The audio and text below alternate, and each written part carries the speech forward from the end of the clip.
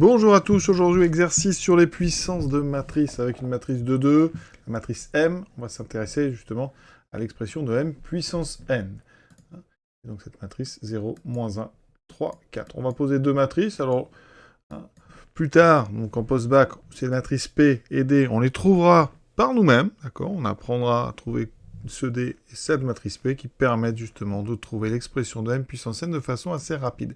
Donc ici, P, donc moins 1, alors c'est une inversion d'une matrice de 2, ça c'est du cours. Peut-être rappeler rapidement, hein, si je prends une matrice, donc A, B, C, D, hein, je vais l'appeler la matrice A, on doit calculer le déterminant de A, donc c'est AD moins BC, et ce déterminant, s'il est non nul, la matrice est inversible, d'accord? Et dans ce cas-là, si le déterminant, alors, A est inversible, et la matrice A-1, elle est très simple. C'est 1 sur det de A. Et vous multipliez ici par... Alors, vous inversez les deux termes diagonaux, donc dA, et vous mettez un moins devant les deux autres, sans les inverser. Voilà. Ça veut dire que nous, dans notre exercice, regardez, déterminant de P. Alors, P, c'est la matrice moins 1, 1, 1, moins 3. Donc, moins 1 fois moins 3, ça fait 3. Moins 1, ça fait 2. C'est bien différent de 0. Donc, P est inversible. Et P-1, c'est donc 1 sur det de A, donc 1 demi multiplié par. Donc on a inversé deux termes diagonaux. Les termes diagonaux, vous voyez, c'est moins 1, moins 3. Donc j'inverse. Je mets moins 3 d'abord, moins 1. Ensuite, mes deux autres termes, je mets un moins devant. Voilà. Et ça, c'est l'inverse de P. Pour faire ce produit PD, P-1, retenez bien, PD, P-1, c'est quelque chose que vous allez utiliser beaucoup plus tard si vous faites des maths. Donc ici, on a un produit à faire. Alors, on ne peut pas changer l'ordre. Les matrices, hein, on ne peut pas dire que ça fait D fois P-1. D'ailleurs, si vous changez l'ordre, regardez, si par exemple j'ai inversé ceci, eh bien j'aurais P fois P-1. Par associativité, je peux calculer ça, ça ferait l'identité. Hein, parce que P fois P-1, puisque P-1 c'est l'inverse de P, ça fait l'identité de dimension ici 2. J'ai mis 3, mais ici c'est 2. Et donc c'est la fameuse 1, 1, la matrice diagonale avec des 1 sur la diagonale. Et si je fais d'ailleurs dans l'autre sens, P-1 fois P, ça donne aussi I2. On dit que P et P-1 commutent. On peut changer l'ordre. Ça fait le même résultat. Ici, vous voyez, si je fais ça, P fois P-1 fait I2. Donc j'obtiens I2 fois D, et j'obtiens D. Et c'est pas possible. D n'est pas du tout égal à M, d'accord? Donc, on ne change pas l'ordre. L'ordre, ici, il est imposé, donc on va regarder. On fait donc ce qu'on appelle de l'associativité. On va d'abord faire le produit, par exemple, des deux premières. On peut faire les deux autres. Hein. Le résultat final sera le même. Donc je fais ce premier produit. Donc ici, on multiplie ceci. Donc je vais basculer la première colonne. Ça fera donc ici moins 1. Ensuite, la deuxième ligne 1. Ensuite, on bascule 0,3. Ça va assez vite. Ça fait 3.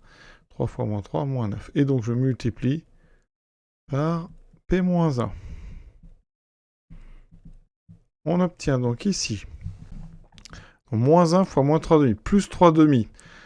Ici, moins 3 demi, ça donne bien 0. Parfait. Hein, puisqu'on veut avoir M. Hein, l'objectif, c'est de retrouver M. Donc 0, moins 1, 3, 4. Dessous, j'ai donc moins 3 demi fois 1, moins 3 demi, plus 9 demi, qui fait donc, ça fait moins 3 demi, plus 9 demi, ça fait 6 demi, ça fait bien 3. C'est parfait. Et ensuite, vous pouvez vérifier. Ça fera plus 1 demi, moins 3 demi. Ça fera donc ici moins 1, moins 2 demi, donc moins 1. Et pour le dernier, moins 1 demi, plus 9 demi, donc ça fait 10 demi, ça fait bien. Ça fait moins 1 demi, plus 9 demi, ça fait 8 demi, ça fait bien 4. On retrouve bien la matrice M. Donc PDP-1 vaut M. Alors pourquoi c'est intéressant que PDP-1 fasse M? Vous allez voir que ça va permettre de calculer M puissance n. Et pour ça, on a d'abord besoin de conjecturer D puissance n. Alors vous allez me dire, mais pourquoi à ce moment-là, on a besoin de D puissance n?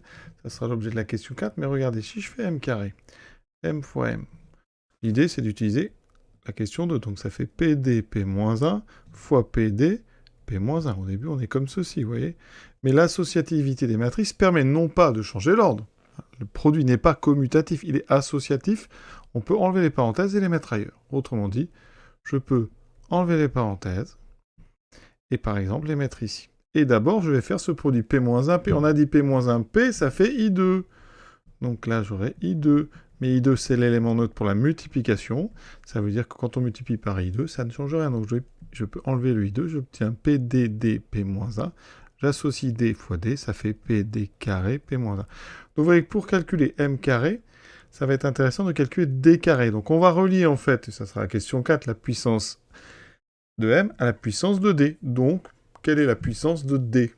Alors d, c'est une matrice diagonale, hein, et on sait, on a déjà démontré ça plein de fois, que quand on met une matrice diagonale à puissance n, quelle que soit n entière naturelle, eh bien d puissance n, c'est tout simplement une autre matrice diagonale avec ici les termes diagonaux à la puissance n. Donc en fait, ça donnerait ceci. Et donc ça donne 1, 0, 0, 3 puissance n. Alors, quand on est dans le post-bac, après on admet ça, parce qu'une fois qu'on a démontré 1, 2, 3 fois, on a bien compris le principe, c'est très simple. Alors là, je vais le faire très vite. Hérédité, donc, hein, vraiment, vous voyez, par récurrence, donc c'est vrai pour n égale 0, parce que la puissance 0, ça fait l'identité, et on sait que d puissance 0, c'est bien l'identité. Par définition, la puissance 0 d'une matrice, c'est l'identité en dimension 2 ici. Donc maintenant, si vous supposez, donc rapidement, là je ne rédige pas, on suppose donc d puissance n est égal à 1, 0, 0, 3 puissance n. Si je fais d puissance n fois d, c'est un produit qui est très rapide à faire. Regardez, je multiplie par ceci.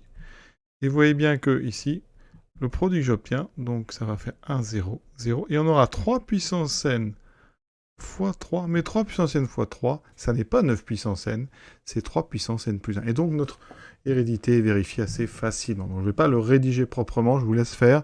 Mais sachez, hein, quand on prend une matrice diagonale, donc à la puissance n, c'est très simple, c'est les termes diagonaux à la puissance n. Et si on voulait la démonstration, je vous laisse voir l'exercice précédent de cette feuille d'exercice sur les puissances. Hein. Alors, maintenant cette fameuse propriété, donc je répète, quand je veux m carré, je fais m fois m. Donc j'ai PDP-1 fois PDP-1. Et le P-1, le P vont s'associer pour donner un I2 qui va disparaître. J'aurai PD2, P-1. Donc ça, on va le montrer par récurrence, qu'on peut généraliser ça à toutes les puissances. Ici, Mn, n appartenant à grand N. Alors, l'initialisation ici, c'est pour n égale 0. M puissance 0, on sait que c'est l'identité de I2. Ensuite, P, D puissance 0, P-1. Alors, D puissance 0, c'est l'identité. Hein. Donc, il me reste en fait P, P-1. Et P, P-1, on a vu que c'était l'identité. Donc, on a bien la propriété qui est vraie pour n égale 0. Maintenant, l'hérédité. Hérédité. Donc, soit n appartenant à grand N, tel que, donc, D, m puissance n égale P, D puissance n, P-1. On veut la propriété Rancion, donc ce qui m'intéresse, c'est Mn plus 1. Donc Mn fois M. Donc ça veut dire que mon hypothèse de récurrence P des puissance n, P-1, je multiplie par M. Mais M, je vais utiliser, hein, en fait, le PD, P-1, toujours. C'est la question 2. J'enlève les parenthèses, j'associe P-1 et P. D'accord, propriété de l'associativité. Voilà, ça fait I2, d'accord.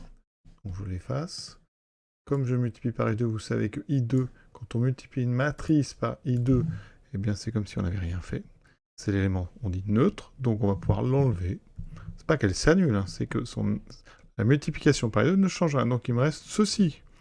Nouvelle associativité, je fais Dn fois D, j'obtiens P, Dn plus 1 fois P moins 1. D'accord? Et donc, la propriété est héréditaire, donc hérédité. Ok, conclusion, hein, vrai pour n égale 0, héréditaire, donc vrai pour tout n appartenant à grand N. Donc ça veut dire qu'on a Mn qui est directement relié à Dn par ce petit produit matriciel. Alors je vais rajouter une question. Une question, ça serait, quelle est l'expression de Mn? Parce que c'est ça qui m'intéresse. Ben, regardez, hein, Mn, pour tout n appartenant à grand N, on va tout simplement faire P, on va faire ce produit, et au bout, on va avoir la matrice Mn. Donc P-1, je ne l'ai plus, donc il faut que je le refasse. Pas grave. Moins 3 demi, moins 1 demi, moins 1 demi, moins 1 demi. Ça va très vite. Donc je fais mon premier produit.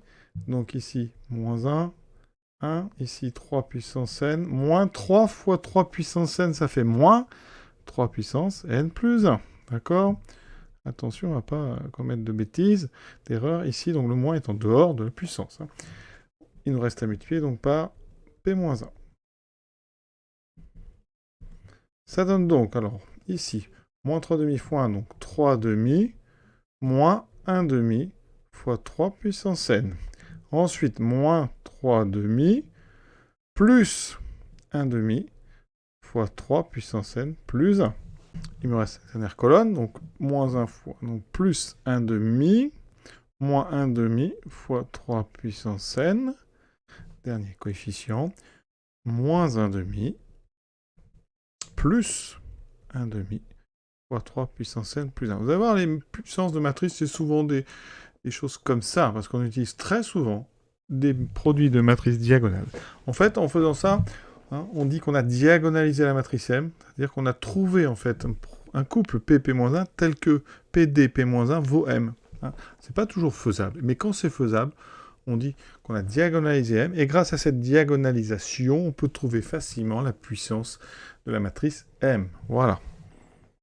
On verra plus tard comment on utilise ça, par exemple, chez les suites. On peut utiliser ça avec les suites ou dans un chapitre comme les probabilités. Voilà, à très bientôt.